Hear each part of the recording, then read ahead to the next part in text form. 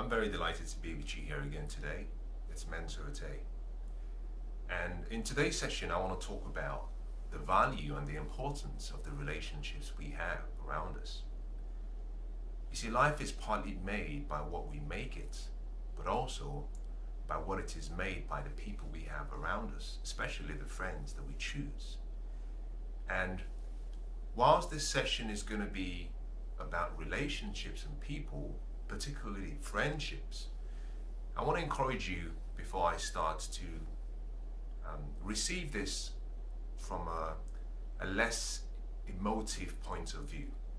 And I say that primarily simply because when it comes to our friends and our relationships, that we've invested time and money in, we tend to react very emotively. Some of the things I might say might go against conventional wisdom, or might go against what you probably agree with or what you've been taught. But I'd like you to be open to the ideas that I share, and at the end of the session you can choose the ideas that are relevant to where you find yourself today, but also you can choose the ideas that you believe perhaps could help you fashion for yourself a much more exceptional life. About 80% of our happiness will come from the relationships we have. And if 80% of our happiness will come from our relationships, then what we have to do is become really skilled in the art of studying what it takes to really fashion and form and create an exceptional circle of influence, a circle of friends, but more importantly, how we can nurture those relationships, sustain them, and continue to allow them to flourish all the way through our lives and as we grow. Now, if 80% of our happiness comes from our relationships, in the same way, the reverse of that statement is also true. It also means that, to an extent, that the challenges we face in life, some of them will be influenced by the voices we allow to control and influence our decisions. Now, those will often come from the relationships we have as well. So it's like two sides of a coin. We have to be smart in choosing the right relationships, but at the same time, we have to be even more smarter in keeping out the wrong relationships. Now, before I start this session, I want to ask you to do a very short, brief exercise for me. And that is this. If you have a journal with you, I want you to bring that journal out. I want you to find yourself a pencil or find yourself a pen. If you have an electronic journal, you can use the electronic journal. And what I want you to do, I want you to make a list of the five people that you spend the most time with. And by the most time, I'm referring to the people you allow to influence you, the people whose voices and opinions you hold on to. So if you was a mother, for example, and you have a number of children, and you're maybe a stay-at-home mom, you might say, well, I spend the most of my time with my family. If you're a father and you're a stay-at-home dad, you might also say, well, I spend most of my time with my family. But the point I'm making here is not really just the people you spend the most time with. It's more about the people whose voices and opinions you believe to be perhaps important enough, but also the voices that you allow to influence you. Now make a list. Write down 5 names. Now when you've identified those 5 names, I want you to do something else for me. Next to each of those names, I want you to make a note of just two really dominant qualities or characteristics or features about that particular person. So make 2 of the dominant qualities or characteristics or personality traits that you like about or you've observed in that person. Now once you've done it for the first person, repeat the exercise for the remaining 4. Now once you've done that, what you have at the end is you would have documented 10 qualities across 5 different names. Now I want you to look at those qualities very carefully. I want you to study those qualities, because what you've identified and you've written down are a reflection, in most cases, of who you are or who you will become. So if the qualities you've identified that are the dominant qualities, now this could be positive qualities, qualities that you admire, but also this could just be strength, personality traits. But whatever you've identified, of those 10 items, the most dominant ones have defined who you are or who you will be sometime in the future. That's the first assignment or the first task I want you to do. Let's take you one step further. Now, I want you to, underneath that section of your journal or of your notepad, I want you to identify what you consider your dreams and goals to be. If I was to ask you, what is your major theme for the life you're trying to create, or what is your major life goal, or what is your major dream? If you couldn't put it down in just one and you wanted to identify perhaps one for each area of your life, that is okay, perhaps even better. So let's give you areas that you can define. Let's start by saying your relationships. What's your most dominant goal? Let's say your business, your career, profession, or academic goal. Put one down. Let's also say your health and well-being goal. Put one down. Next, let's talk about your personal goals, like your very personal goals, what you want to do for fun, personal development. Write it down. And finally, let's put down one final goal, which we'll call your spiritual goals, your ethical goals, your moral goals. You can choose. Now, you do not have to have one for each of those categories. It's entirely up to you. I'm just giving you some suggestions. Now, define that. Now, once you've written out that statement, ask yourself this question. What qualities would I have to possess, would I need to possess rather, to be able to achieve these dreams and goals? That's just the question you ask yourself. Don't write anything down. Just ask yourself that question. Now, I want you to go back to item number 1 and look at those 10 qualities you have actually identified from the people you spend the most time with. And ask yourself this question: would each of those qualities get me to the future that I'm trying to get to? With those 10 qualities, do they complement? Are they congruent with these dreams that I have? If your answer is yes, then perhaps that gives you a picture of how, and remember this, it gives you a picture of how likely it would be for you to arrive in that future. On the other hand, if what you've identified in the 10 qualities from the people you spend the most time with, if it's vastly different, or if it will not get you to the dream and the goals you're trying to achieve, then it begs a question. The question is, what is lacking? And which qualities do not serve me well? Now, part of the reason I wanted you to do that exercise is simply to make it more practical, because I can sit here and I can talk about the influence that people have on you and how much it makes a difference in your future, but also how much it makes a difference in who you are today. But you writing all those, short exercises down gives you an opportunity to think about those you spend the most time with.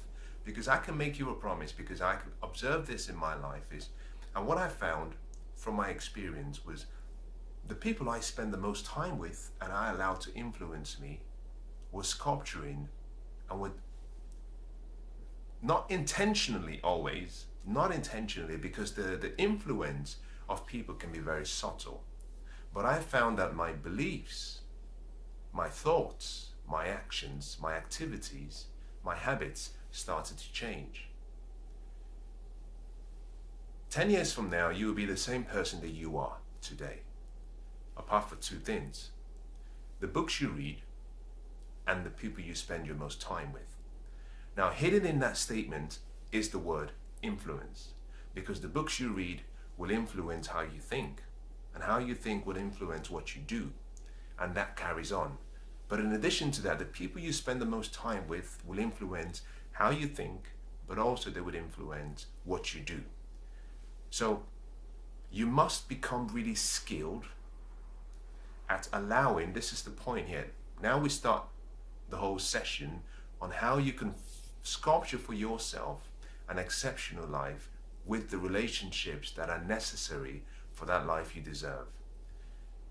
You have to become skilled at allowing your goals, your dreams, your purpose, your vision, your aspirations, your desires to guide you in choosing your friends. I like to use the example of a business, and the purpose of every business that exists, is to create value for others, or to create value for an individual, or create value for another company. But to create value, you have to solve a problem. And so at the bottom of all relationships, business, social, family, personal, intimate, at the foundation of all relationships is two things: problem solving and value creation. Because if you take out problems, then you cannot add value. Similarly, if you take out value, it doesn't matter how many problems you solve. It's like doing figure eights, running around doing figure eights without making any improvement.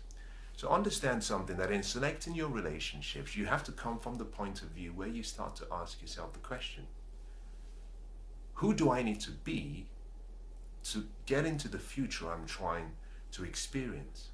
And who do I need to have around me to help me achieve those dreams and goals?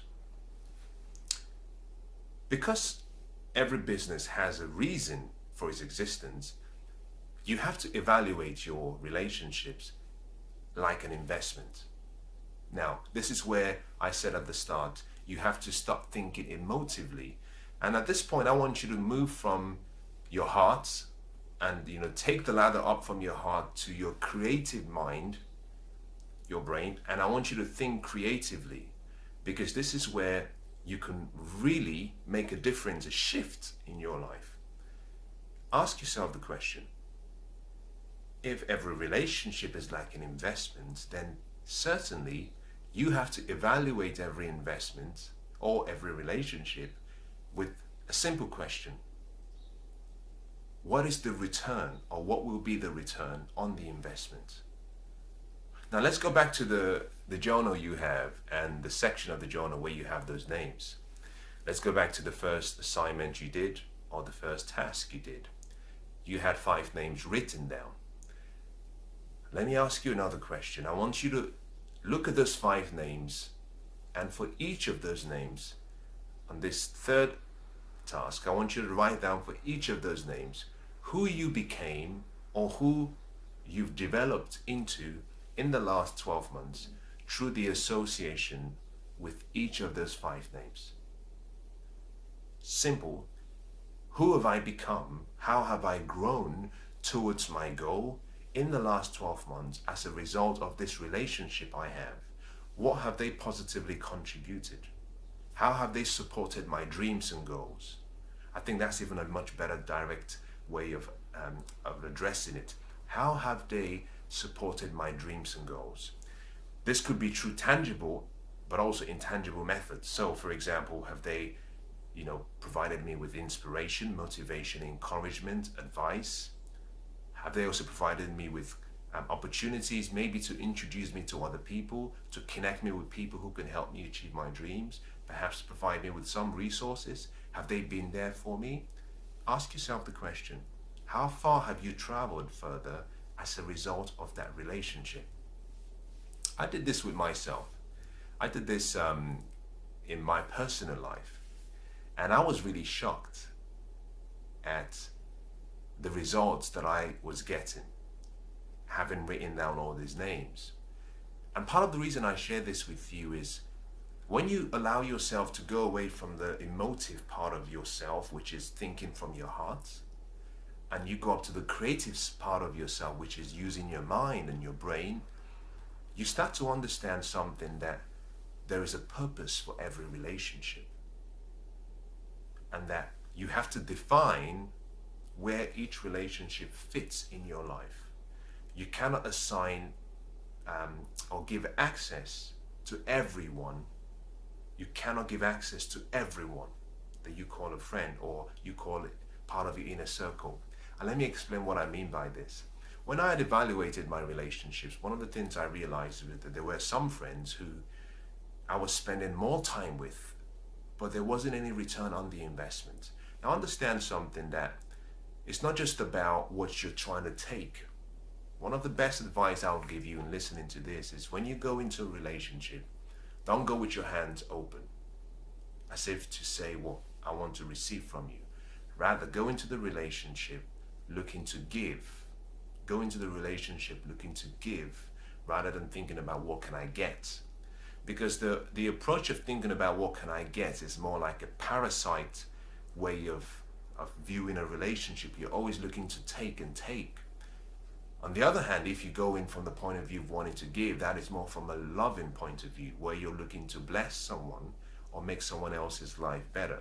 And I believe that the true test of good relationships is that in every relationship, you must have come to a point where you realize that your life is better because someone is in your life. But also, it's even made more beautiful when someone else's life is better, and they can say, I'm a better person today because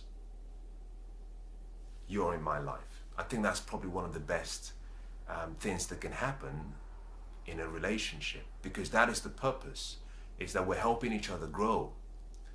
So back to the question about how have they helped you achieve your dreams and goals. Identify and just make a note. It doesn't have to be a long sentence. You just make a note and say, have they contributed in any way, tangible or non-tangible, towards advancing me towards my dreams and goals? Now, if the answer is no, they haven't, then my suggestion to you would be that you have to now identify what I call two circles. Two circles. Now, in your life, you have what you call an inner circle. This is a circle of people, friends, associates, business colleagues, family members.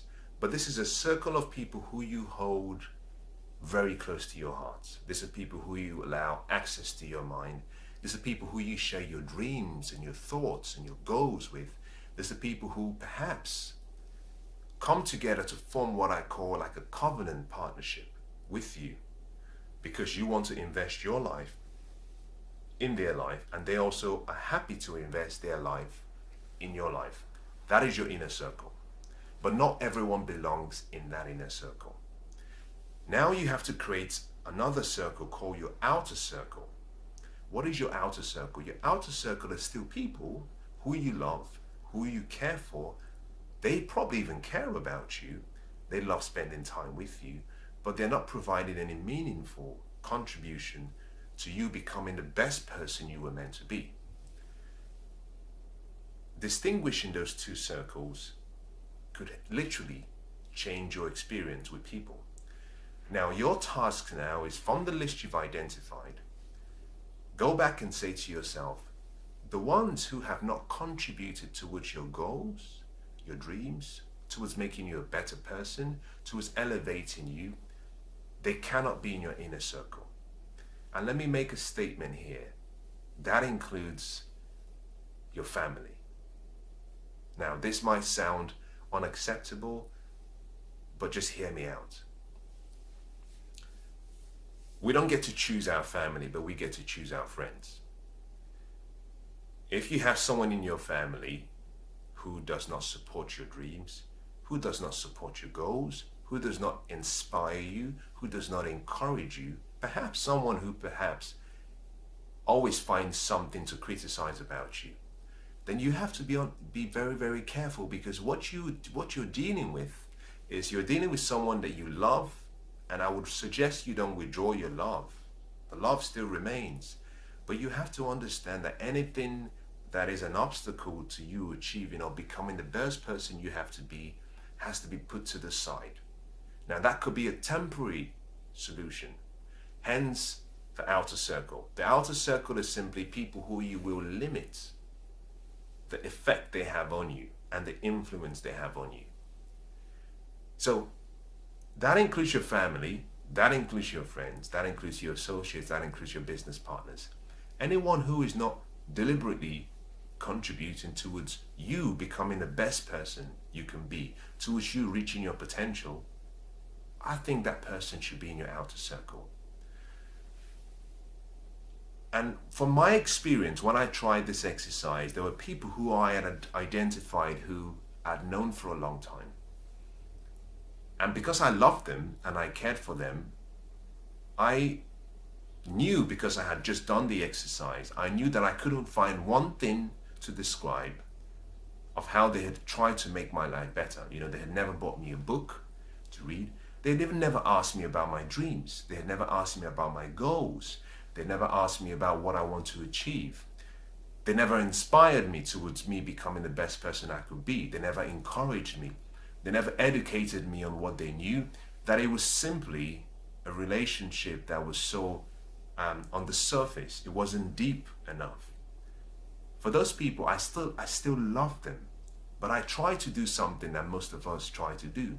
Sometimes we try to change people because you think, okay, well, maybe it's not so. I need to try and change them. That is one of the biggest mistakes you can make with your relationships. You know, if you have ever tried to learn a new habit, or you've ever tried to get rid of an old habit, you would understand how difficult it really is. Really, really difficult. Now, if it's so difficult for you to get rid of an old habit or learn a new habit, you have an appreciation for how difficult it is to change you. Now, that should provide you with some level of sympathy about trying to change another person. I believe that changing ourselves is something that we will do the rest of our lives. It's a lifetime experience. And because it's a lifetime experience, and because it's so difficult, and the journey is quite interesting, we don't have time. You shouldn't have any more time to invest in someone else to try and change them, because changing yourself is difficult as it is. That you need all of your time. Well, I do need, I don't know about you, but I find that I need all of my time and attention to deal with me and my family, my loved ones. But particularly in my case, I find that it takes all of the spare time I have to develop me into who I want to be.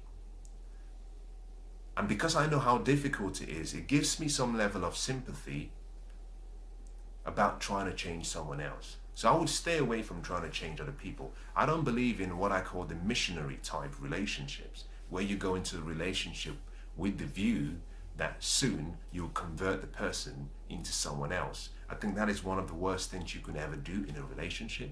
You have to accept people for who they are, create the environment for change, encourage them if you think it's needed, but let them be who they are. More importantly, let them change themselves. So coming back to the conversation we're having about your relationships, you've identified the people you spend the most time with, you've qualified them into groups now. Now assign each member on that list into the two distinct circles we've identified, the inner circle and the outer circle. Think about this. If you've ever seen a flock of geese fly, in most cases, depending on where you are, in most cases, not all cases, because the geography could differ, but during the winter, the goose has to fly south during the winter. For a goose to fly south, if it flies alone, the journey is much more difficult than if it flies in formation with other geese.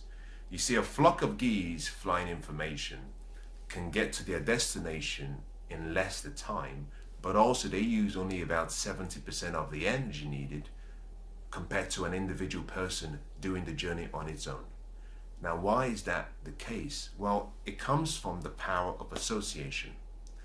This is really called the power of agreement.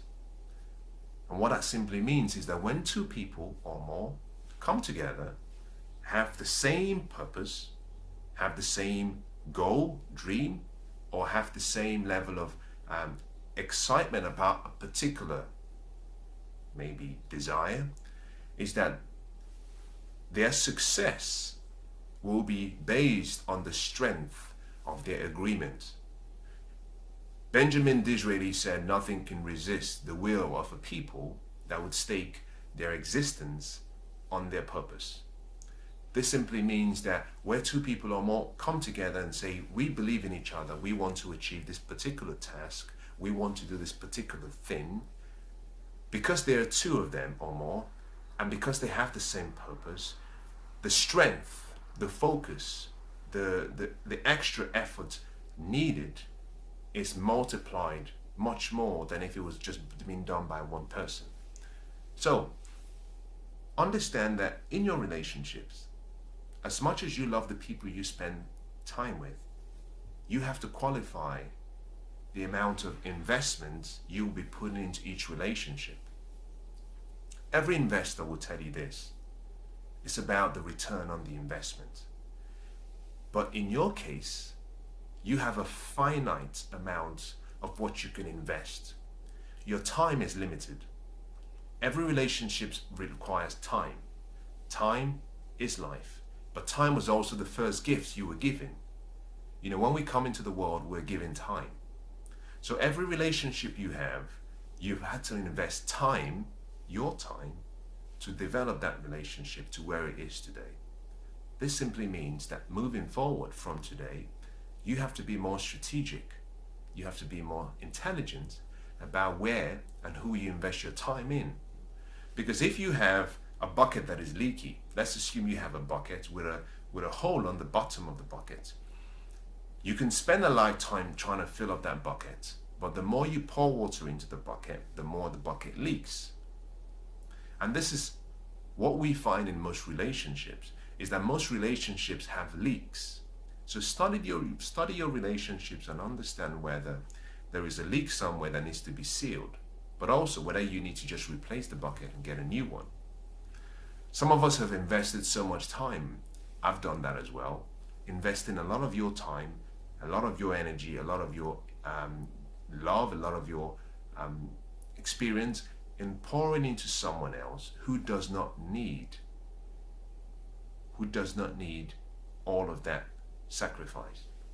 And the only way you can discover and discern whether they are right for you is to go through this exercise of qualification. Now, coming back to the whole concept about investment, if you've identified these 5 people, or it could be 10 or 15 people, the first question you should be asking yourself is, who amongst the 5 is my top investor? Which of the 5 is the one who provides the best, not return, because you're not trying to measure what you're getting from people, but you're trying to see where your time is maximized, your gifts flourish, your level of excitement is escalated. You have to find out which of those 5 people provide you with the best investment of you. Once you've done that, I would suggest you do this. Look at all of the relationships you have. The ones you've identified that fall within what we consider to be the most important category, those are the ones you want to spend 80% of your time with. The remainder of those people, including those in your outer circle, those are people you should spend 20% of your time with. Reason simply being that those 20% that you've decided are not contributing in any way to your life positively, those 20% are those that you should consider carefully selecting and studying when you see them, how long you see them for, what you talk about, but also perhaps start thinking about creating the environment where you can start nurturing them and feeding into their lives as well. Since you've already established that they cannot feed into your life and you do not want to change them, this is now a great time for you to feed into their lives. But spend 80% of your time with the relationships and with the people that deserve your time, your energy, your love, your focus. You might find, like I did in my case, that when you've gone through your analysis of your relationships, that you're left with very few.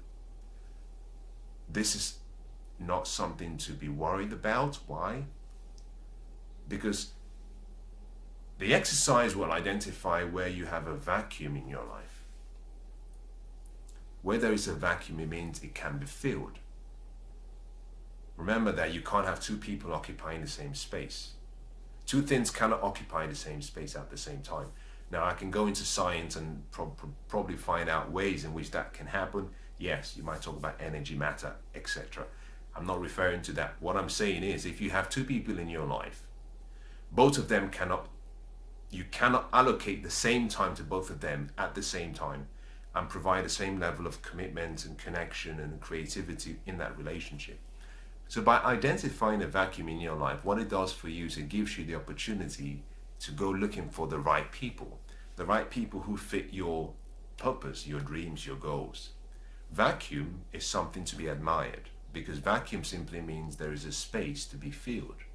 And you have a blank canvas. So because you have a blank canvas, you can now define the type of person you want to be in a relationship with, the quality of the relationship you want, and how you would expect the interaction to go between both of you. And I have to say this, that you must, as always, apply some level of flexibility and adaptability in all cases, because no one is a robot.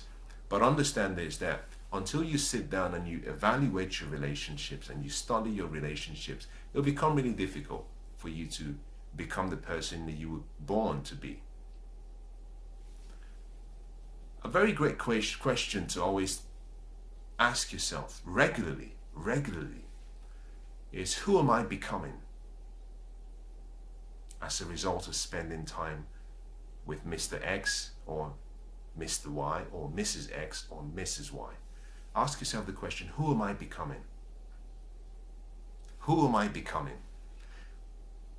A number of times I've sat down and I've analyzed some of my relationships, and I've found that in some cases that it's, whilst I've been giving and I've been pouring into the relationships, that it's felt as though I haven't been growing. I'm not saying I haven't been taken back. No, I haven't been growing. But also sometimes when I've evaluated my relationships, I've found that I haven't been given enough. So although this session is really focused on your relationships, from you being the recipients, understand something, that the greatness in people and the greatness we have in us is designed in such a way that we have to give. So whilst you're trying to find the right relationship for you to achieve your dreams and goals, always ensure that you also have at the back of your mind that the people you've identified are the people you will invest the most of your time in, and also help them develop and build their dreams and goals. So as I conclude, let me just make a few suggestions. This is some suggestions to you to consider. The buck stops with you. Recognize that and understand that the buck stops with you. You are the most important person in your world. That's the second thing to remember. The third thing to remember is that for things to change in your life, you, first of all, have to change. That you are the common denominator in any equation that has to do with life, in your life and in your experience, because until you change yourself, it's impossible for the outcomes in your life to change. On that basis, let me give you 3 things that I consider that you should go away with and hold this closely and work on these every day. The first is that you are the most important person in your world, and you have to change first. So start by identifying the kind of person you have to be deserving of the high quality relationships that you think or that you believe you deserve to help you achieve your dreams and goals. Identify the character traits or the qualities you would need to possess.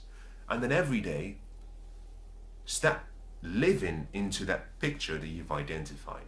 Discover the habits that are necessary, and every day start practicing those habits, because those habits with time, through consistency and effort, will get you to that future. That is the first. Very important. Work harder on yourself than you're trying to work on changing other people.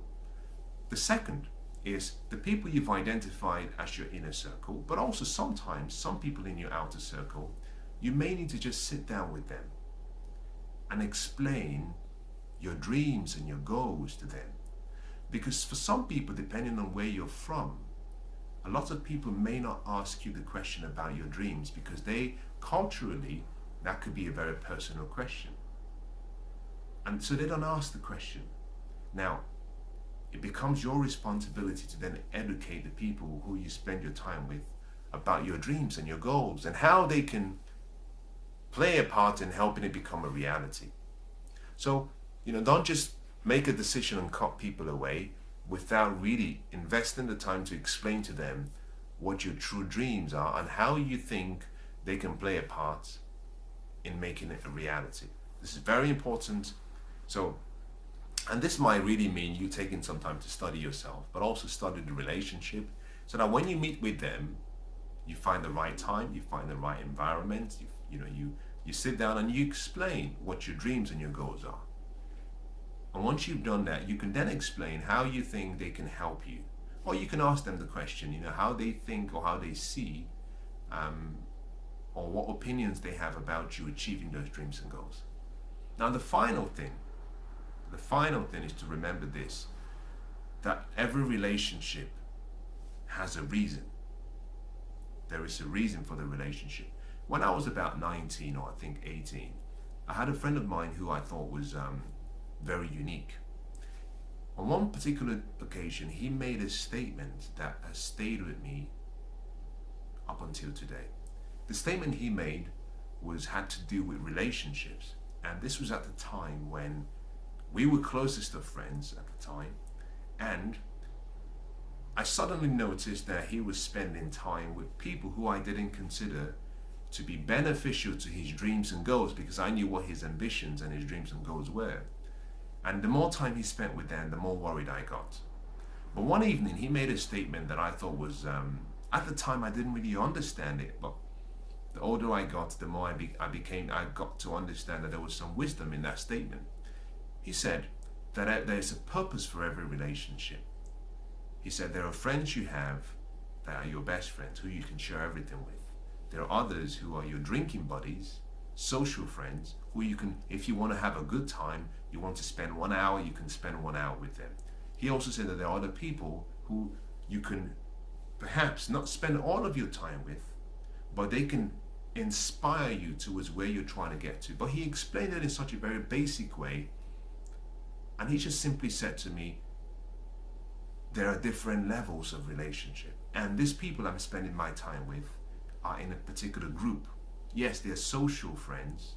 I don't spend as much time with them, but for me to have a good time socially, they're really nice to have around. And I respected that, because at that point in time, I was a bit naive. I assumed that if someone was your best friend, they should be able to fill all of those positions. No, not the case, and not true. Because sometimes your best friends are particularly good in maybe a number of areas in your life, but not all areas. So start by identifying the categories of and the areas of your life where you need support, because some people who you might consider to be not significant could be the right people for a particular area, and that success can help you succeed in that particular area. So as I conclude, I want to wish you this, and I want to say this: the quality of your life will be based on the quality of your relationship. Nurture them, protect them, preserve them, and your life could be an exciting experience.